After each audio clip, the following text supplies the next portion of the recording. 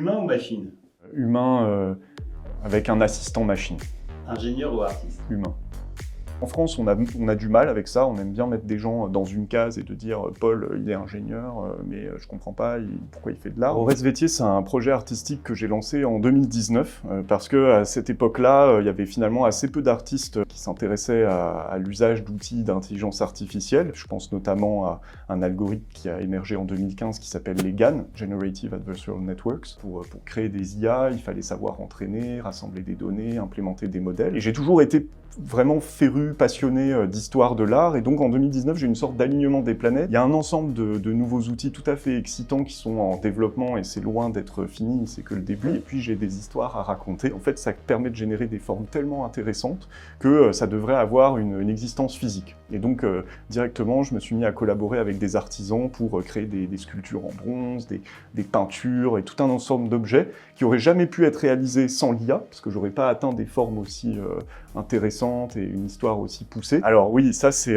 donc j'ai appelé ça Potential Herbarium. Donc en fait, c'est des herbiers potentiels. J'ai rassemblé 4 millions de planches à herbier, donc ces fleurs séchées qu'on peut trouver à la fois sur des sites de muséums d'histoire naturelle, mais aussi qu'on peut fabriquer soi-même. Donc j'ai fait un mélange des deux. Et j'ai entraîné un modèle qui a finalement absorbé toutes ces images et construit sa compréhension de ce que doit être un herbier, une fleur séchée. Et en fait, ce qui était intéressant, c'est que même avec 4 millions de planches à herbier, on n'arrivait pas à reconstituer une plante. En tout cas, ça créait des plantes avec des formes impossibles et on avait du mal à comprendre, enfin, une IA avait du mal à comprendre finalement l'infinie capacité de la nature à survivre, à se déployer, et donc les formes qu'on avait étaient impossibles. Dans l'art, c'est pareil.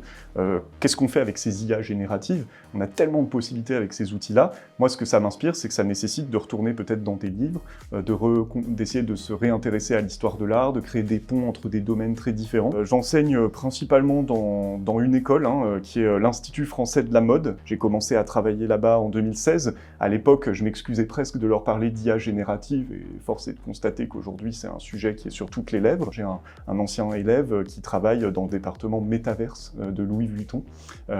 J'ai un autre élève qui travaille sur des sujets de NFT dans une marque qu'on appelle DNVB, donc purement digital. C'est des gens qui font de la mode, mais qui explorent des technologies, et c'est ce que j'enseigne.